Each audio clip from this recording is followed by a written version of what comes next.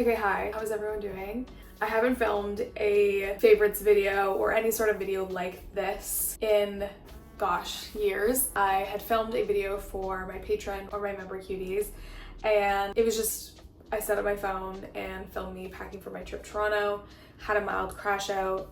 Anyways, it was just a really informal way for me to connect and share. And I got some really good feedback, and it kind of just inspired me to continue to just film when I felt like filming and sharing things with y'all. And beyond that, there was a few things that kind of prompted this.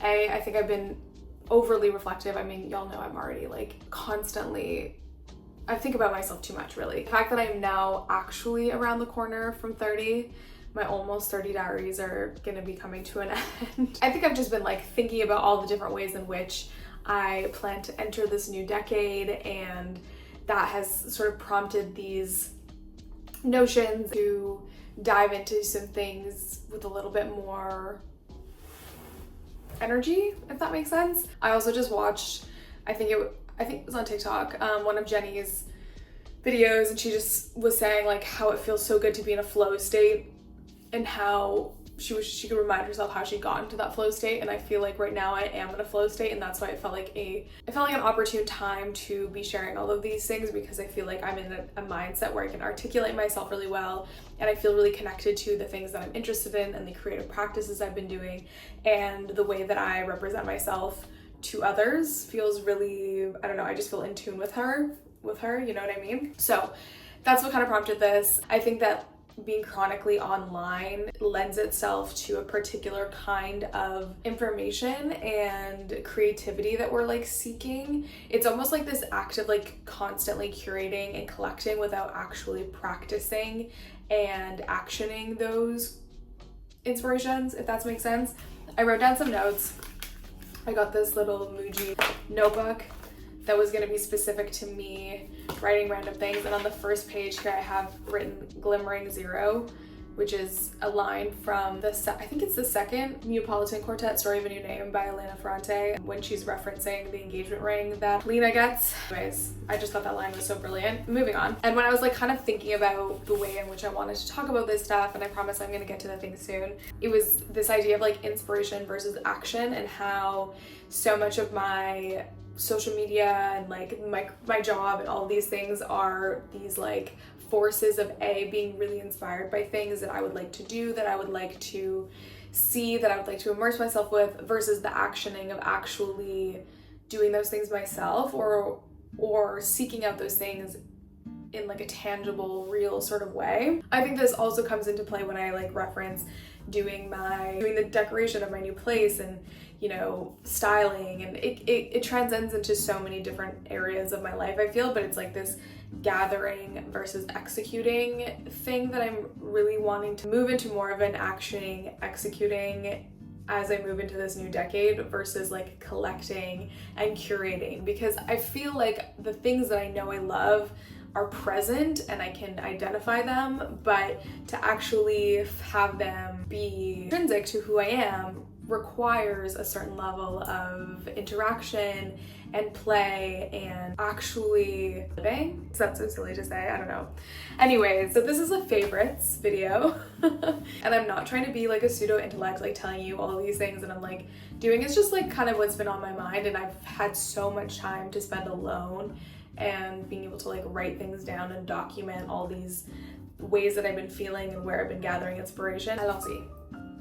I'll get into it. This is also very much prompted by my visit to Toronto that I just got back, like I said, and I realized that like so much of what I had been thinking about as far as like my own space, design interests that I've had recently, whether that pertains to interiors or clothing or whatever, has been really based in like antiquity, historical context that maybe I wasn't familiar with, but like was getting those ideas online. For example, I've been really into like I really don't want to use the word chunky. Why can't I think of another word for just like more of a statement jewelry, like more of a statement silver ring. And I have had so many of these images saved on my Pinterest, and I think also too inspired by a lot of people who are just making their own jewelry again. And I think that aspect of like craftsmanship and skill is something that I'm really, really inspired by. And I think that like the intersection of making something that requires skill and discipline and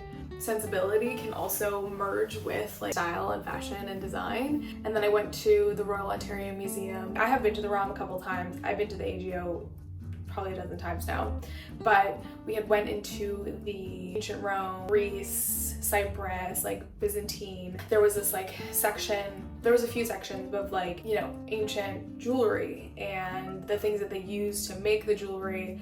And I saw a few pieces and kind of just like clicked for me that like all these images of rings I had been seeing, all this stuff I had been seeing was like linked to this ancient art form. And you know, silversmithing is something that has been happening for so long and in so many different cultures.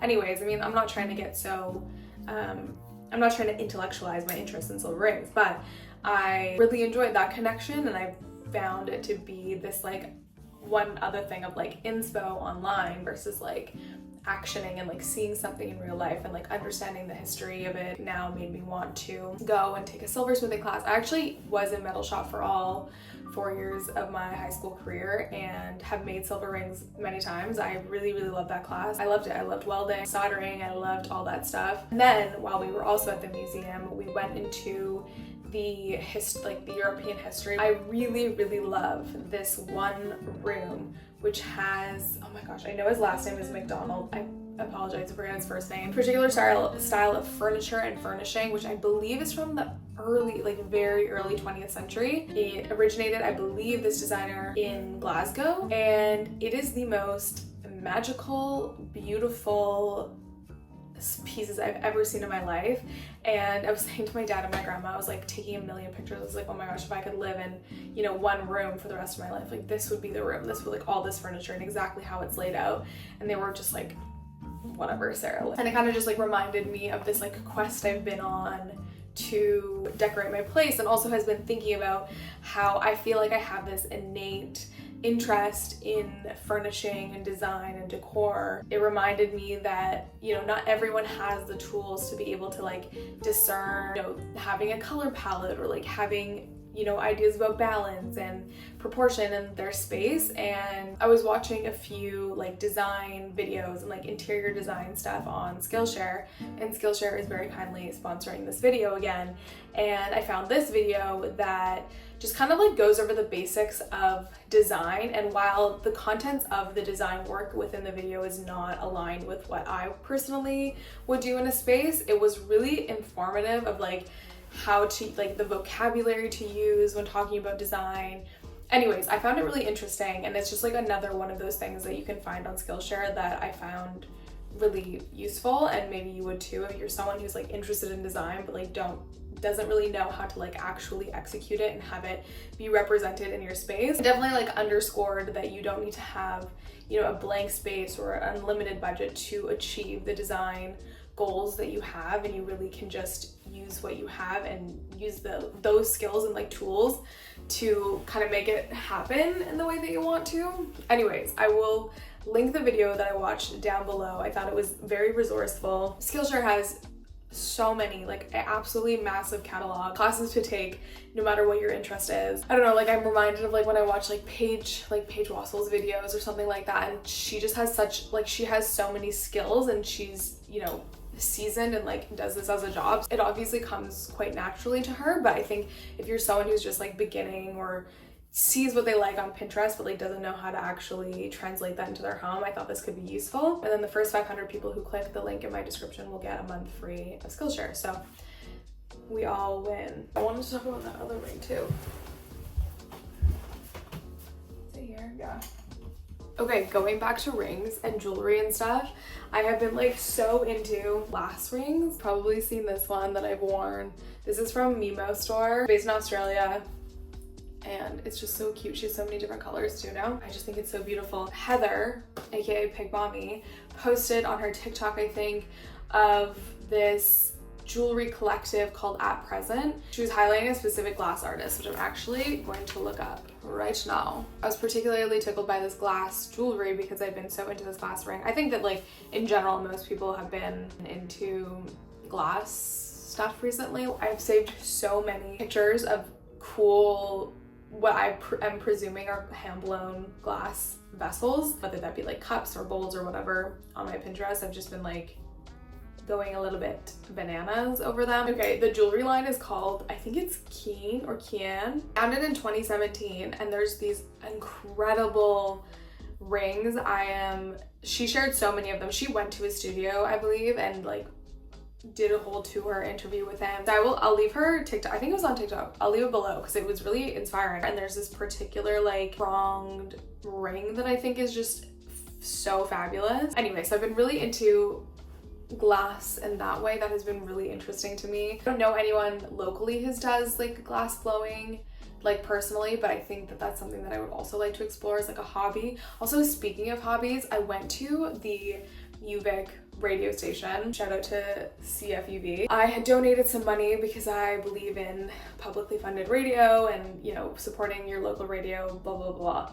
Anyways, I had donated and they were doing like a funding drive, and so I had to go pick up the things that like the gifts that they gave, which were so beautiful. Anyways, my friend Rowan, who works at the radio station, just like asked me if I had time to like go do a tour. Anyways, he was like, oh, maybe you should start a radio show. And I'm like, should I start a radio show? Like that seems like such like right up my alley. It would be so cool to learn how to actually broadcast a radio show. And anyway, so if you do that, please let me know, because I find that so fascinating and I love listening to his radio show. And anyways, that's like a complete sidebar tangent. Next thing that I wanted to talk about is Clarice Lispector.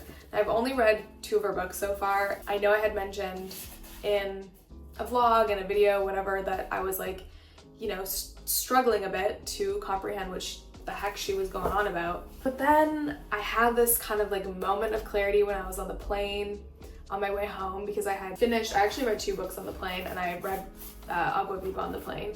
And it was kind of just like this thought. I mean, first I absolutely bawled my eyes out at the last little bit, and like I don't want to read it to you to spoil the like build up of what you will get when you finally get to this page. It kind of just dawned on me that like maybe this is like an absolute tangle of words.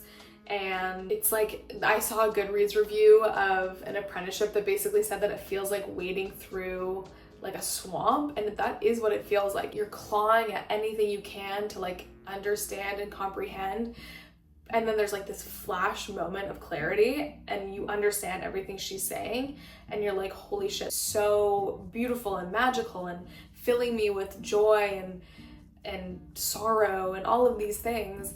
And I kind of was like, I finished Agua Viva and I was like, maybe it is just the point, like that's the point. Go along and we get to read books like this, like that is kind of the point. I mean, she's, you know, Agua Viva is a lot about time and writing and language, and I think that my biggest reflection was just, I get the privilege to do this. I get the privilege to read this book and to enjoy it and to be safe. I don't know, this like type of genius that is so kind of unattainable and far away, and her knowledge is like incredibly esoteric, but the whole point is that I get to read it, and that kind of just like gave me this deep comfort in knowing that, yeah, maybe I don't understand every sentence that she put together, because half of them to me personally do not make any sense. I don't even know who they would make sense to. Felt like it added to this like this path of like entering this flow state and like going into this new decade and blah blah blah. I highly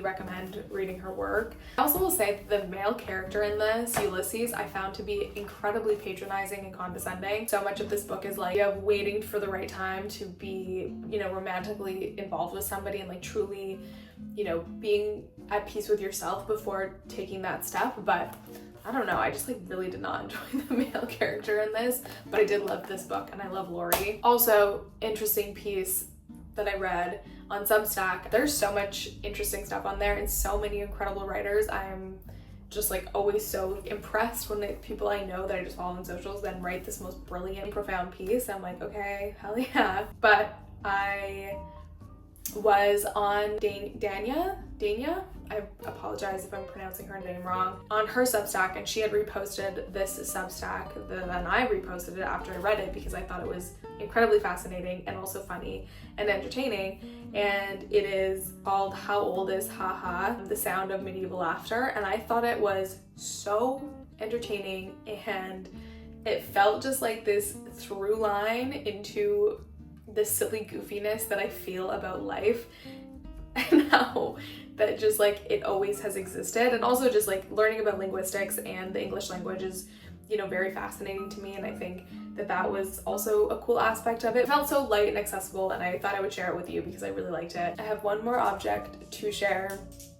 Wouldn't be a favorites video without sharing this. I mean, I also could do a traditional favorites video and speak about more consumerist things. If you would like, please let me know. I got this beautiful keychain by a local Vancouver artist. I actually had seen her work or these keychains in Shop One of a Few in Vancouver when I was there, and I was like, ooh, those are so nice, and I didn't get one. And then she dropped a line of them, and I think these are ceramic beads. I'm not sure if she hand paints them or anything, but she does a wonderful job of curating them, and they're on these like kind of utilitarian wiry keychains, and I've just been using it as a little bag charm. I'm not immune to a trend, and I really love the bag charm trend. I didn't want anything that felt like too, I don't know. For me, it would feel performative because that's like not something I would normally do, but this felt like very much like me. I purchased that and I love it so much. I don't know if there's anything else I have to share. I was just trying to think, like, do I have any music I want to tell you about? I feel like I often do get people asking me about music recommendations. I'm not gonna lie, I've been listening to that Headphones On song by Addison Rae quite a bit. I really like it. There has actually been a lot of new good releases, like Anticipate by Michelle Zaffer and Claro. Thought that was really good. It's all been added to my Summer Girl 6 playlist. Can we believe I've been making that playlist for 6 years? I've definitely like gone a little bit slower at adding stuff. This only has 14 songs right now. My first playlist, my like OG Summer Girl, had like 50 songs. Anyways, I've been listening to that. I've been listening to a lot of Beach House. I'm also so sad to hear that Loving canceled their North America tour. As you know, actually maybe I didn't share this news. I was supposed to go to San Francisco for my 30th birthday because I had bought tickets to their show there. Was gonna go with all my girlfriends. I personally and all of my friends have decided we just personally do not align with taking a trip to the US at the moment. So we have pivoted and we're going to Montreal, which is gonna be so much fun. I love Montreal. So if you have any Montreal recs, please let me know. I've been there a few times, but I'm always looking for new places. Maybe something I don't know about. And they canceled their tour anyway, so maybe I've been listening to a lot of MJ Lenderman, and yeah, also Parcels released a new song, went straight into the playlist. Whitney released a new song. Anywho, so yeah, those are the things I have been into. Feel for some reason embarrassed that I just spoke this long about these sorts of things. I did go to a lot of vintage stores. I got these jeans actually from Shopcoat. They're obviously quite big on me. I'm gonna get them taken in, I think. I've never had a pair of jeans taken in before. First time for everything. Don't forget to check out the link to Skillshare. Thank you, Skillshare, for sponsoring today's video. Also, I think I'm gonna start Call Me By Your Name today. Pray for me. I know it's gonna wreck me for sure. Okay. I really appreciate every single one of you. Thank you so much for giving me your attention. You affording me your time and your attention is really generous. I never take it for granted. So thank you for your attention. I would love to hear about things that you've been inspired by or things that you've been into, and kind of how they've been transcending into, you know, like outside of online, and how you know, embark on those things in your day-to-day life. I think that's like the biggest switch I want for this next decade. I've spent 10 years collecting and all these things, these inspos, hashtag inspo. And now I get to practice them, have the confidence to practice them, and that's really fun and exciting, and I'm really happy you were here to do it with me.